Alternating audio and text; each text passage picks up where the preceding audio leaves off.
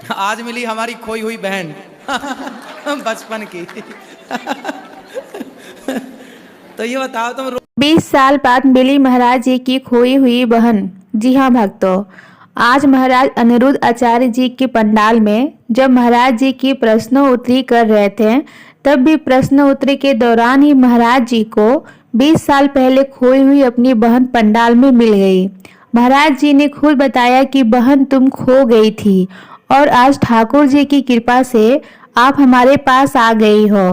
तो भक्तों, अगर आप भी जानना चाहते हैं कौन है महाराज जी की बहन और वह किस तरह से खो गई थी और आखिर महाराज जी ने उन्हें अपने ही बहन के बारे में कैसे पहचाने और साथ ही महाराज जी की बहन ऐसा क्या प्रश्न पूछा, इन सभी सवालों का जवाब हम आपको इस वीडियो में देने वाले हैं। जी हाँ दोस्तों, इसलिए अगर आप महाराज अनिरुद्ध आचार्य जी को अपना गुरु मानते हैं तो वीडियो को पूरा आखिर तक जरूर देखना।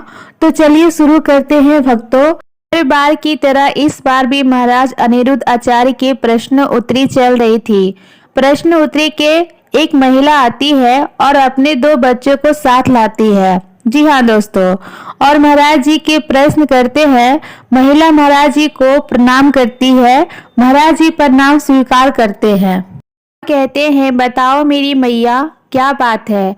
तो वो महिला कहती है महाराज जी मेरी नातिन है, मतलब मेरी लड़की की लड़की है। ये अपने घर ही चोरी करती है।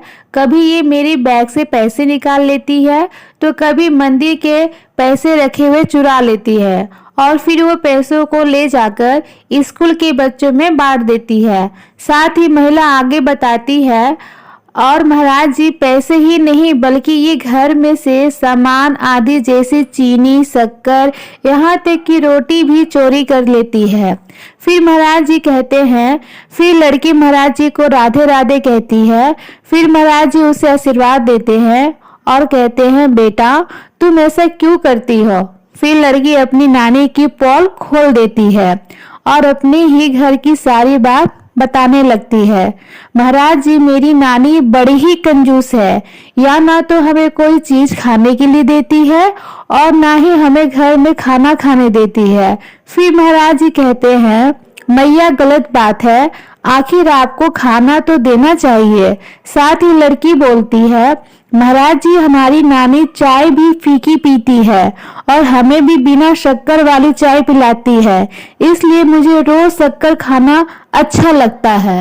महाराज जी कहते हैं अरे बचपन में हमें भी शक्कर खाना बहुत ही अच्छा लगता था, तुम तो हमारी ही बहन निकली। पहले मैं भी बहुत शक्कर खाया करता था, यहाँ तक कि मैं तो शक्कर को अपनी जेब में भर लेता था और फिर घर से बाहर आकर उस शक्कर को खाया करता था। फिर महाराज जी महिला से कहते हैं मैया आपको शुगर है तो इसमें बच्चों को क्या गलती है, आप उन्हें तो शक्कर खाने दीजिए।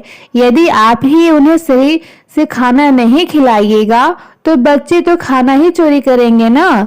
बिना सांस लिए फिर कहती है बच्ची महाराज जी मेरे नाना बिल्कुल ठीक है, वे खाने पीने में कोई कमी नहीं रखते, वह चाय में शक्कर भी डाल देते हैं, परंतु नानी उनसे भी लड़ाई करने लगती है और घर में झगड़ा हो जाता है। फिर महाराज जी कहते हैं अच्छा मैया तुम तो बड़ी कंजूस निकली, जब तुम ही बच्चों को खाने पीने में पूरी आजादी नहीं दोगी तो बच्चे अपने आप ही लेकर खाएंगे मैया, ना फिर चाहे तो वो शक्कर हो या फिर रोटी। बच्चों को बात सुनकर मुझे तो ऐसा लग रहा है मैया जैसे आप बहुत ही कंजूस हो और बच्चों को सही तरीके से खाना वाना नहीं खिलाती हो।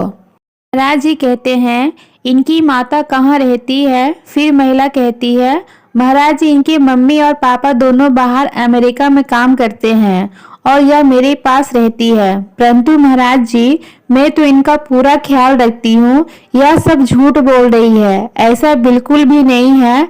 महाराज जी चलो आप बोल रहे हैं तो मैं मान लेती हूँ, मैं थोड़ा कंजूस हूँ, परंतु महाराज जी इन बच्चों को ये समझाइए कि घर में पैसा क्यों चुराते हैं। चलो खाने तक की बात समझ में आती है, सभी बच्चे ऐसे होते हैं, आप इन बच्चों को समझाइए कि घर में से पैसे ना चुराएं, फिर महाराज जी कहते हैं, हाँ बिटिया रानी, सभी बात ठीक है, परंतु तुम पैसे मत चुराया करो, ये अच्छी बात नहीं होती। साथ ही तुम्हें जो खाना होता है वह तुम अपने नानी नाना को बता दिया करो, वह तुम्हारे लिए घर में ही ले आया करेंगे। फिर महिला बोलती है, महाराज जी, खाने पीने के लिए हमारे घर में कोई कमी नहीं है, इनका नाना इनके लिए आगे से आगे हर चीज व्यवस्था रखते हैं। चाउमीन, पिज्जा और बर्गर उनके लिए हमेशा लाते हैं, परंतु फिर भी समझ नहीं आता महाराज जी, यह पैसे क्यों चुराते हैं।